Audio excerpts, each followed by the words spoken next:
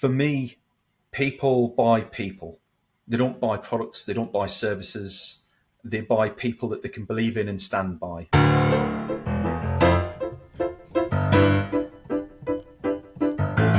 You're listening to CX Passport, the show about creating great customer experiences with a dash of travel talk.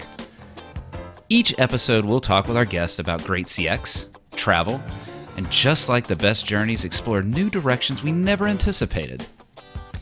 I'm your host, Rick Denton. I believe the best meals are served outside and require a passport. Let's get going. When you hear content marketing, does that make you think about customer experience? I bet that might be a stretch for you, the seasoned CX Passport traveler. Hang with me a little bit here, though. CX Passport is about hearing from a wide spectrum of what customer experience means and how to deliver it.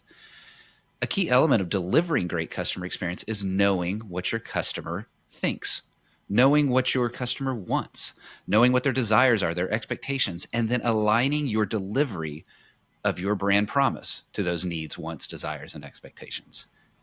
Now you may start to see where I'm going here. Successful content marketing finds an overlap with customer experience that I am eager to explore with today's guest, Paul Banks, founder and chief of different thinking at Javelin Content Management.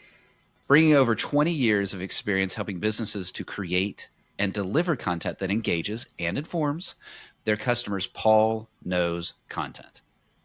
Paul's approach to content marketing focuses on creating content that resonates with customers on an emotional level. He believes that the best content is not just informative, but also inspiring and engaging. Now, one of the ways that Paul helps businesses create content that resonates with customers is through storytelling, something that listeners, I absolutely love talking about storytelling. Paul believes that stories are one of the most powerful ways to connect with people on an emotional level. That's also why you might hear Paul's voice hosting a podcast, Mac of Magic, bedtime stories that come to life. Check the link in the show notes and enjoy an episode when you are tucking in tonight. Not just a right brain kind of guy, Paul also teaches businesses how to use data and analytics to understand their customers better and create content that is more likely to resonate with them. That creative and that analytical side. Content gets created, great. Then what? In addition to storytelling and data-driven content creation, Paul also teaches the business about the importance of content distribution. He believes that it's not enough to just simply create great content. You also need to get in front of the right people. Paul teaches businesses how to use a variety of channels to distribute their content, which is where the value resides. And folks, Paul was a volunteer constable for almost 10 years. Get this LinkedIn description, starting with, it's 3 a.m. Let me say it better. It's 3 a.m. Drunken Brits are pouring out of the bar and into the streets. Whoa. Now that is going to be an interesting influence on Paul's career that I definitely want to get in today. Paul, welcome to CX Passport. Thanks, Rick. It's a pleasure to be here. Thanks for having me along. Let's enjoy this passport journey today. I mentioned this multi-decade career, going through a lot of what I talked about there in the intro. You recently decided back in February of 23, so earlier this year, to start your own business, helping other businesses communicate and create that emotional attachment I talked about earlier. How are you going about that? It's been a fascinating journey, Rick. I'm not going to lie. From working in call centers to working in retail, like you say, working in the police force, out into an AI tech startup and now running my own business. It's a journey that if you'd told me where I am now 5 years ago, I would have laughed you out the room because there's no way Paul Banks was going to do any of those things. But right. Super pleased to be here nonetheless. For me, you nailed it in the intro. Storytelling is something that is so drastically underrated in the current day and age. I was brought up, when I was a kid, my mum and dad read to me regularly. Books were a big part of my childhood. Stories, movies, TV shows. And then I got into things like Stephen King and books and really expanding out the narrative. and I don't have time for it anymore.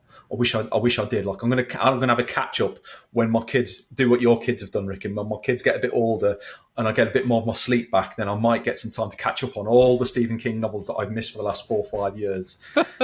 Started out with good intentions, but so yeah, helping other businesses communicate and create an emotional attachment. I think what we forget in this current day and age is that people buy from people.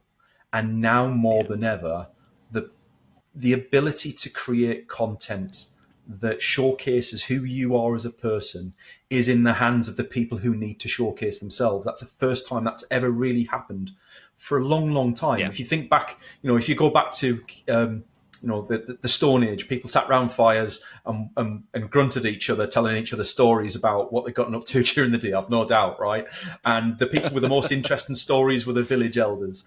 And then we got into this whole chunk of time where people grew apart from each other, built cities and villages and ever increasing populations, and we forgot how to communicate with each other. And it becomes so much harder to communicate at scale because everybody was living in pockets of their own friendships, their own circles, and businesses can be like that as well. You can be siloed away within the business and not really sharing with the rest of the business.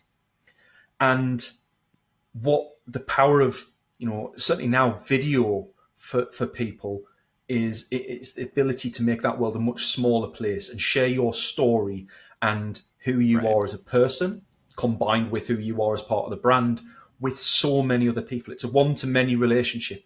And I think it's the first time for a long time that we've had that capability. Started with podcasts, and it's now eking out as technology catches up and internet speeds catch up. We're now into the point where, we can get on camera together like we are now, Rick. And, I don't look like 8-bit Mario from the 1980s all the time. Not all the time, sometimes. Yeah, but I could put that effect in here if we'd like to go 8-bit Mario. That could be a lot of fun. Why not? Let's do it.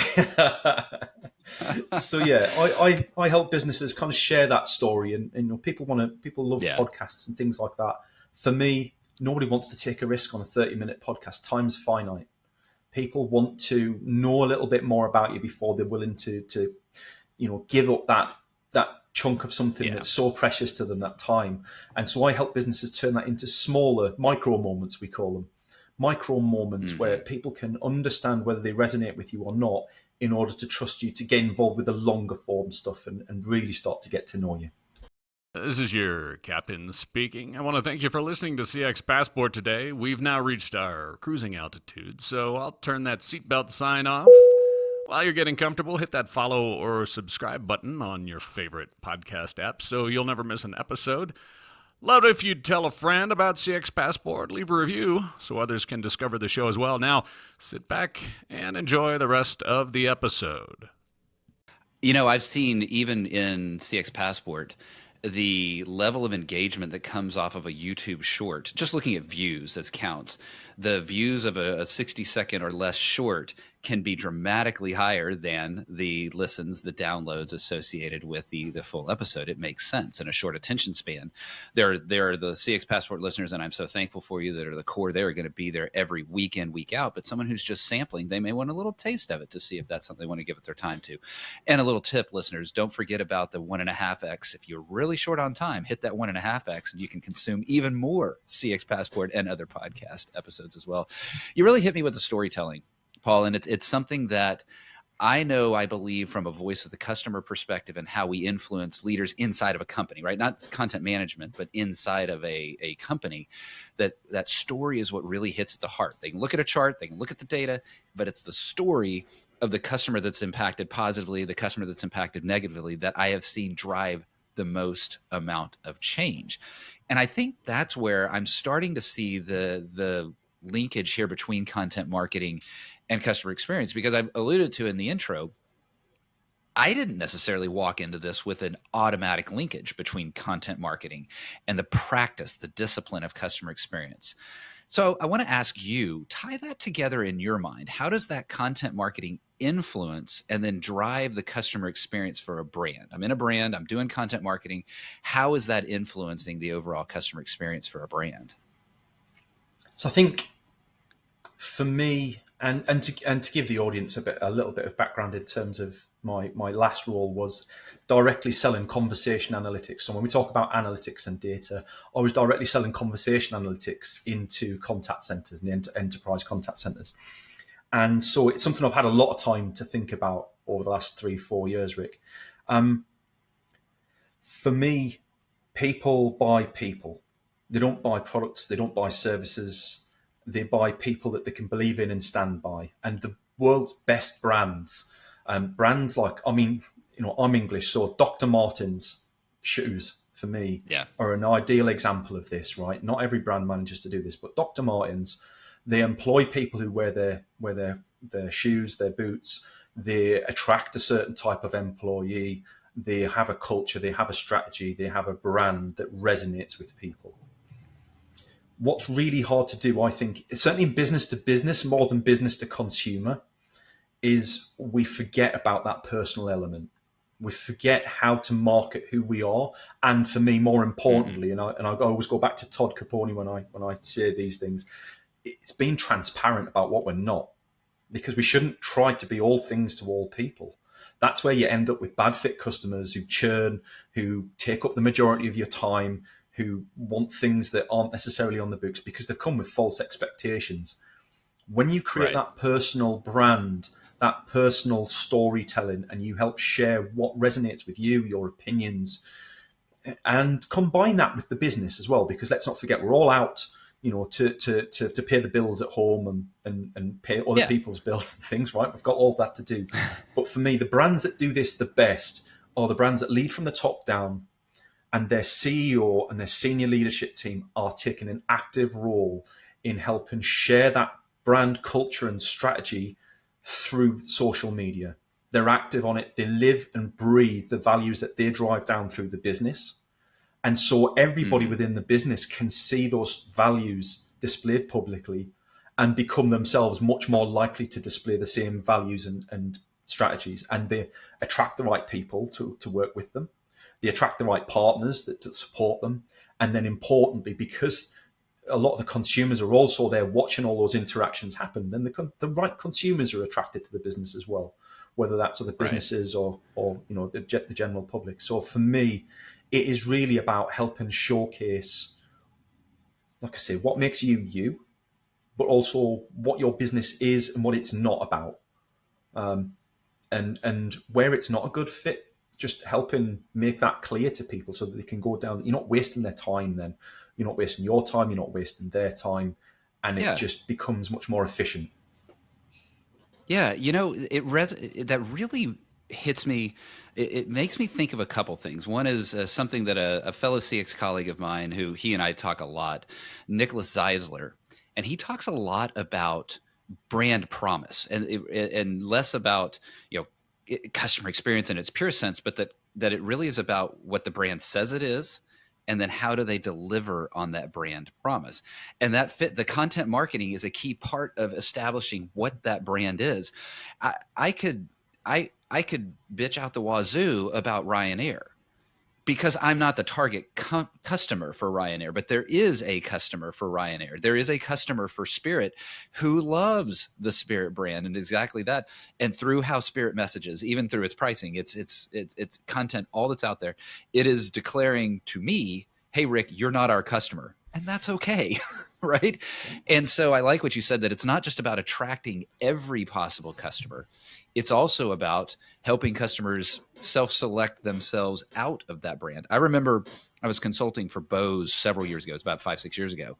And there was a time when they were really exploring the in-store retail approach. And one of the key elements of their in-store retail approach was attracting the right talent.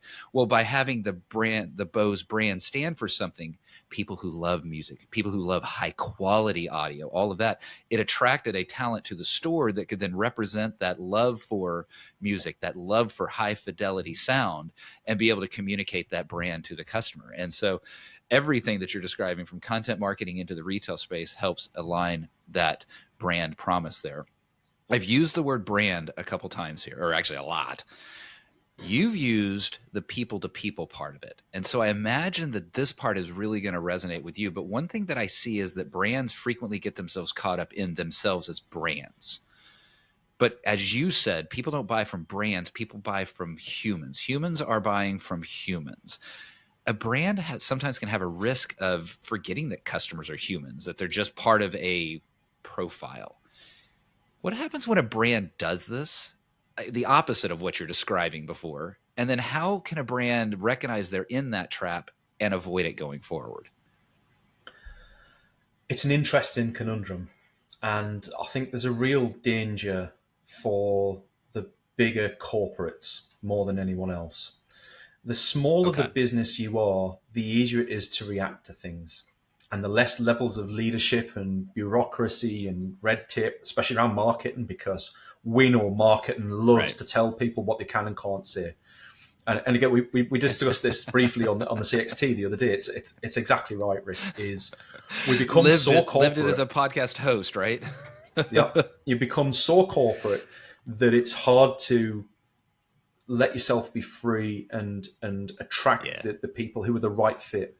And you become so scared of offending the wrong people. This is the other side of things. You know, you want to try and attract everyone because we don't want to offend anyone. We want everyone, and it's not about offending people necessarily, but putting them off, like giving them red flags. Well, the red flags are there for a reason. I digress. For a small brand, it's really easy. For a small brand, it's really easy. You know, you see the bigger brands doing their polished videos, their adverts, their really swish logos, and they're all about the brand itself. For a small business, if you start to go down that route and copy those guys, then you're going to end up with the same sorts of problems, but as a small business, which is dangerous. You know, if you resonate around the brand too much, you become disconnected. It's not emotional. I talk about ChatGPT a lot, right? I'm big on automation. I'm big on helping people solve their problems with automation wherever we can.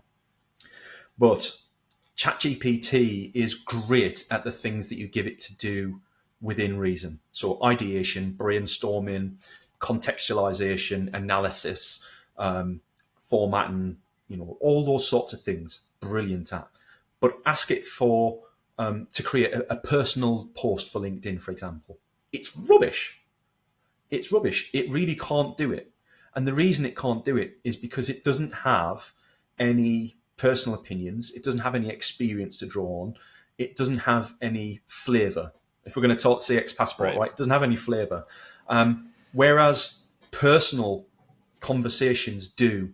They reflect us as humans. They reflect so then people can much more easily resonate. And for me, the ideal situation is where the brand and the person become synonymous.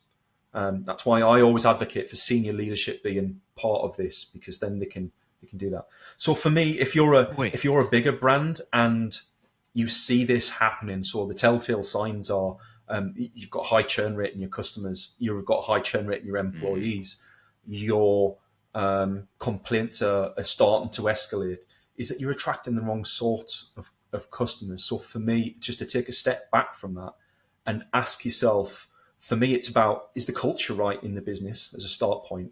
Right. And are we sharing that culture through every channel that's available to us? Because as a business, we should be proud of that culture. If that's what we've decided is for the business, then we need to be proud of that and to be shouting it from the rooftops, regardless of what it is. And if you look at things like what's gone on Twitter and X, Elon will shout proudly about the sorts of culture and work ethics that he expects from his employees. Guess what? He's still got no shortage of employees, and he's still got no shortage of people who want to work for him, because he's just attracting the right sort of people that he will, whether we Can we appreciate talk that about? or not. Sorry to interrupt you there, Paul, because there's actually a question that I wanted to ask you, and then now you brought this even further to why I want to ask you this question. And you talked about it's ideal when a brand presence is synonymous with its leadership. So the leadership embodies the brand. They the human are also they the brand. I was going to ask you even before you brought up Elon Musk, but even now more intently, Okay, but what about the risks associated with that? Because the brand is this humanless entity that can have a defined set of values and a defined set of style. The human can choose to do something else. And specifically in the case right now where Elon Musk, as the brand representative, you're right, X, Twitter are very tied into who he is as a person. Well, his comments recently, the controversial comments that have made, have seen a massive decline in advertising as a result. So how do you balance that risk between the brand being an entity of itself, the need and the desire for the leadership to take on that brand and the persona of being the voice of that brand, with the risk of that human could go off the rails and really damage the brand? I think it's really hard to discuss that specifically with Elon, because I think it's almost that controversy and that up and down relationship that people have come to expect. That is his culture and brand. He will go out and say things that are damaging to the brand, whether the wrong things, they're ridiculous things to say, they're slanderous things sometimes. But I don't think, if I'm honest, I don't think he ever says anything that he doesn't understand what he's about to say and the hornet's nest that it's about to kick up. I think he does things on purpose. I think Okay. and people might disagree, I think he does it with a strategy behind it. And I don't think there's anything that he's done that's permanently damaged. Like look at Tesla, still going strong, still really, and have pre-orders months and months, years in advance for their most popular ranges.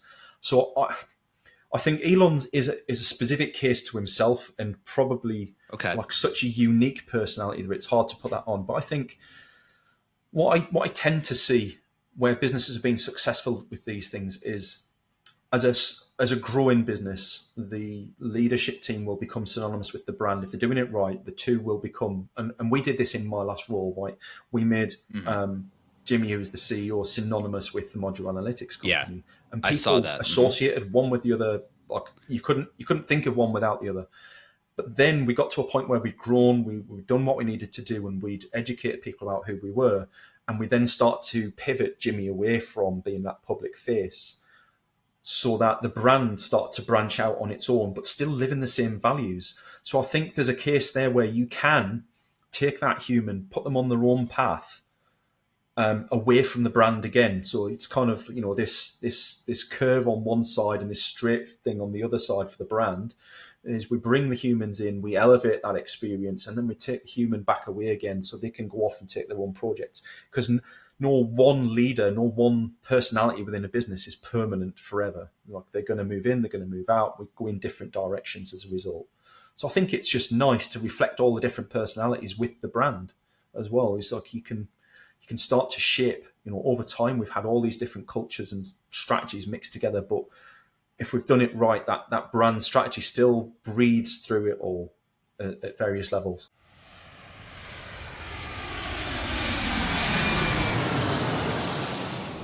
Boy, Paul, I wish that this were a double episode, because I would want to explore that point even deeper. Maybe we'll get into it a little bit, but I think it's wise for us to take a little break here. The beauty of travel, it can be wearing. And even in a conversation, perhaps sometimes we find ourselves, in a place that we want to take a little break. And that's what I'm going to invite you to do here.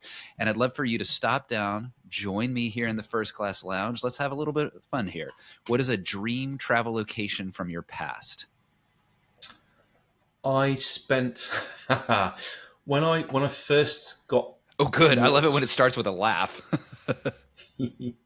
when I first got promoted into a middle management position.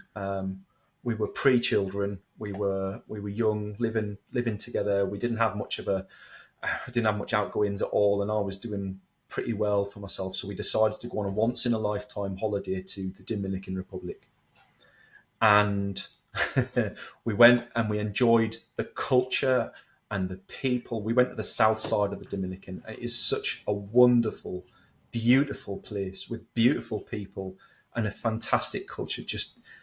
They just breathe service and support, and so happy in their lives. And so we enjoyed that once in a lifetime experience so much that we did it another 5 times. Yeah. So so we definitely, that for me was, and it was just like a completely different culture. I love languages as well. Yeah. Languages are such a big passion of mine. I can't really speak multilingual, if I'm fair. I try wherever I go. I always try my best to kind of pick up the local language as much as I can. And so we're That is definitely such going a to take the key. children back there. Oh, good. Well, DR is a a little easier for me to get to. It's about a 5-6 hour flight from where I live. So it is a place that is you're right. Absolutely. And you are so spot on. We could spend a whole episode talking about this.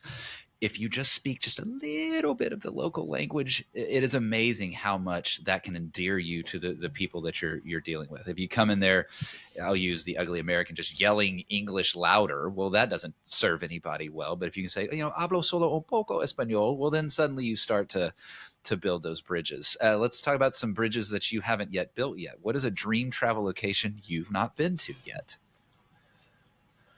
I think for me, I'm actually a little bit closer to home for me. I think a dream travel location for me is I would love to tour the Swiss Alps and around that area, because for me, I grew up. My family holidays for me were Scotland, and which is very well known for its mountains and the snow and the scenery. And I've got quite a few friends who live sort of Belgium area who shout and rave about the Swiss Alps all the time. So I'm actually very much on my radar. I just need to convince my wife that a cold holiday isn't necessarily a bad holiday. I'm not quite sure if she agrees. I like that. Yeah, the cold holidays can be a hard sell for some people. I'm maybe one of those people. There's a place for it too. What is a favorite thing of yours to eat? Oh, so many choices. Yeah. I think for me, I love some good Asian cuisine. I think things like but traditionally made. Like we have a problem in England is we have so many meals that are anglified. I think is anglicized is the way to put it. Is like we have this mental picture of what things should be, and when foreign chefs cook the food for us, they cook what they think we want as opposed to what their actual original recipe was. And I love getting to those places where you can get the original recipes, grandma's recipe that's been passed down 5 generations, and it's not all swanky and expensive and all the rest of it, but it's just homemade. Some real good Oriental grub. So for me, things like just simple things like kung po chicken. Like I love a real good homemade with Sichuan or whatever. For me, it's just that sweet and sour whole genre of dishes is just amazing. I love it. Oh, you've hit me in one of the spaces. I hope nobody ever asked me that question because I'd struggle to answer it as well. But Asian, especially Thai, really gets me in the favored space. Let's go the other way. What is a thing you were forced to eat while you were growing up, but you hated as a kid? Tomatoes. And it's weird, before, right? Yep. Because I love tomato-based food, so I can eat chopped tomato food. I can eat passata. But if you give me a raw tomato to eat, my mum loves them. My dad used to grow them in his greenhouse in the garden, and he was so proud of them. Oh, nice! And like I remember my dad giving me one in the garden one day. He was like, "Son, just try it." And I always wanted to try them because it's dad's, right? And he's really proud of them, and I just want to make him happy. And I remember like putting it in my mouth, and I just bit down and like. And like I had to go and spit it in the bin. And I'm like, "I'm so sorry, Dad." And I could see it was really good. And I'm like, I wish I liked them. I don't know. I think it's something about the texture of them. I'm very texture oriented, like mushrooms. I can't eat a whole mushroom. Yeah.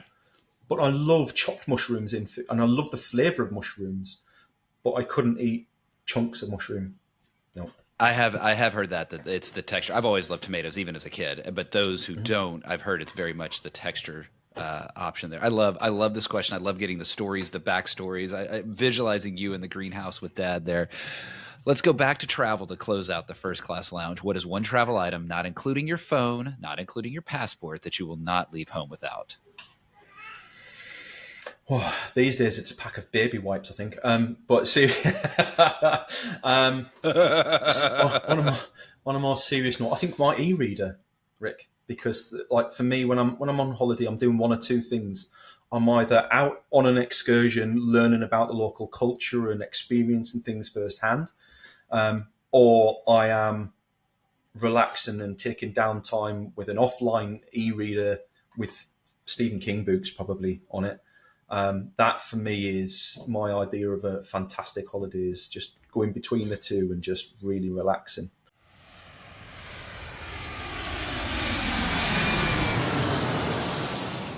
Paul, I've definitely heard the e-reader come up a couple times on that one. I adopted one for a little bit, and now I've just gone back. I love that physical manifestation of the book. The problem is travel with a book really kind of sucks. So I can see why that would be your one item for the e-reader. Although, as I heard a child in the background, I can see why baby wipes was the first item that came to mind. And I think that is actually a wise choice.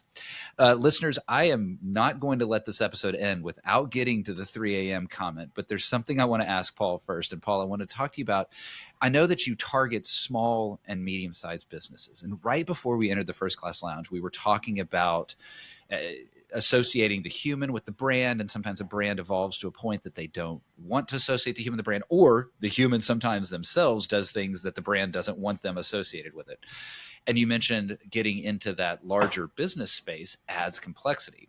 I'm curious, you said your target is that small to medium-sized business. I may have stumbled on some reasons, but really in general, why do you target that size business? What is it about that size that intrigued you? I think for me, it allows me to create a much more personal connection with the person whose content I'm going to be creating for them. So I think that's crucial for me. Is I love helping people tell their stories, and for me, it's a learning experience. I tell people this all the time. I'm the world's luckiest guy because I get to take their content, their thoughts, and their enthusiasm, and their background, and their stories, and why they do what they do. There, all this passion and enthusiasm that they send over in a 30 to 45-minute video.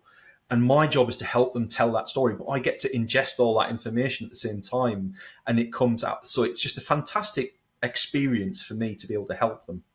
But I think more than anything is when you get to the bigger businesses, it can become a full-time role, just trying to get through all the levels of business to get something very simple signed off. You know this world, right? Just all the levels of, all right, okay, well, we need to involve this guy, we need to involve that guy. When I go to small to medium businesses, I get to talk directly to the people who I'm going to impact on, who can make their own decisions, and they can react much quicker. That's the beauty for me, is we've got this need right now. We know that in 6 months' time, we're going to be struggling for our pipeline. We need to be building out a presence. We need to build out a brand. And we want to do that now. So for me, it's like I can see the impact directly, and also it just feels much nicer. Like one of my big why in life is, my wife thinks it's to pay the bills. Yeah, I've got to pay the bills, but that's not why I go to work. Right. Why I go to work is I want to help people make better decisions, whether that's in their personal life, their work life, their professional life, whether it's better business decisions, whether it's making the right choice on a software choice, whatever that is, that's the bit of my idea that I love doing. So working with small to medium businesses, I know the impact of that decision is much, much bigger and influences people in a very different way. So for me, having that, that link, that direct link to outcomes is crucial. It comes through in how you're advising your business, and now I can see that kind of like you are advising your businesses. You, Paul, have associated yourself with your brand, and it is very much a human connection oriented brand that I'm hearing coming through and through. Let's close out with a different side of humanity, and I chuckled so much when I saw this in your LinkedIn profile, that comment about 3 a.m. So thankfully it's not 3 a.m. right now. So I think we're safe from all of the overserved lads and ladies that might exist. Tell me though about that time when you were a volunteer constable, and And the stories that you experienced there, how do those influence your experience in your career today? It was an amazing 10 years. I think I finished a couple of months short of my full 10-year tenure. And it's something that I still to this day I miss. It's one of those jobs that's a calling. And like, I guess when trouble happens, when something kicks off, you either run towards it or you run away from it. And I'm one of those people that just can't help running towards it. I just naturally, if I saw somebody lying on the side of the road, I can't just drive the car past and ignore them. I've got to go over and check whether they're okay and help them up. And they're usually drunk and they've passed out or whatever. Like, these things happen. Right. But, I'm the kind of guy that can't, if I see something happening, I've got to phone it in and tell someone. So I know that my conscience is clear, that I've done everything I can to help those people. And I got into it through a friend of mine. So I did work experience at university, and I was working in a factory doing IT support. And one of the guys that was in the factory was a volunteer. He was a sergeant in the police force. He was a volunteer, and he got me into it.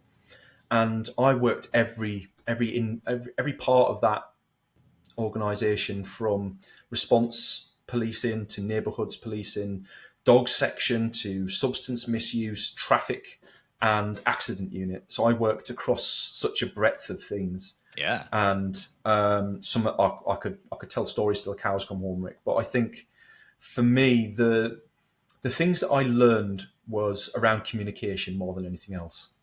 And you've got to adapt your communication, your style of communication. The people who you talk to aren't going to change who they are. They are who they are. Mm-hmm. When they're communicating with you, they're going to communicate in their way. The really effective communicators out there can tailor their own body language, the way they talk, how they communicate what they do, the way that they communicate that to get through to pretty much anyone. And, in that environment, especially when response policing, when I'm out in the busy city and people are drunk and they've had way too much to drink and everybody just wants to fight with everybody else, like, you could easily just go away and put everybody in a cell. But that doesn't help anyone. It doesn't give a positive view of the police. Nobody goes out to have some people do. Not many people go out to have a fight. They end Right. up in a fight because they've had too much to drink. And you've got to ask yourself, if that was me, would I want somebody to just lock me up, or would I want somebody to support me and try and encourage me to do the right thing? They won't always do the right thing, but that was part of the challenge, was how do I get through to these people who aren't seeing sense and help them make the right choice to go home, sleep it off, think about what they've done. Yeah. Probably come back and do the same thing next week, to be fair. But yeah, it's a very, very different environment to anything I've ever done before, and I loved it. If anybody gets a chance to do that, and they're a good fit personality-wise to do it, you should absolutely do it, because it grows you as a person, 100%. And I can already see how that would tie directly into career. When you're talking about communication, everything you just said fits that content marketing conversation. It is knowing your audience, speaking to who that audience is in a way that that audience wants to be communicated with, adapting, knowing though who you are, right? I'm sure you always knew who you were as the constable. You didn't change your brand promise of being the authority figure.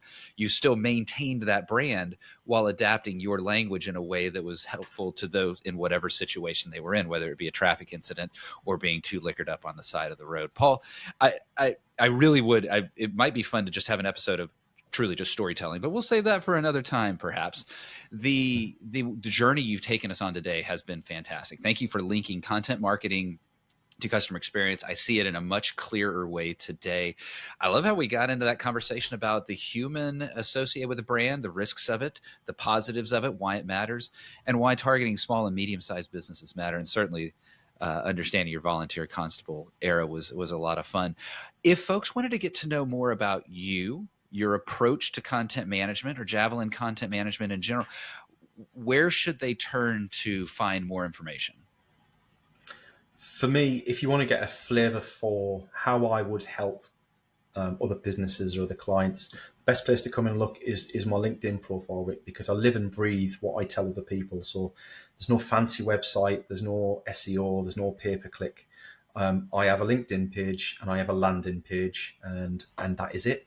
And it works, and it works cross industry, which is like, this is my beautiful thing, is it doesn't matter which industry you're in, really. Like, I just love helping people. Love the simplicity of that. Listeners, you know the drill. It's in the show notes. Scroll down, click that link. You'll get to Paul's LinkedIn address. You'll get to his page, and you'll get exposure to all of what he has to say. Paul, really did enjoy it. Thanks so much for the conversation today. I'm glad that you took a little bit of time of your afternoon, early evening there over in the UK while I'm enjoying my morning here in the US. It's been a brilliant conversation. Paul, thank you for being on CX Passport. No, thank you, Rick. It's a genuine privilege to be on the show. I've looked forward to being on the podcast for a long time now.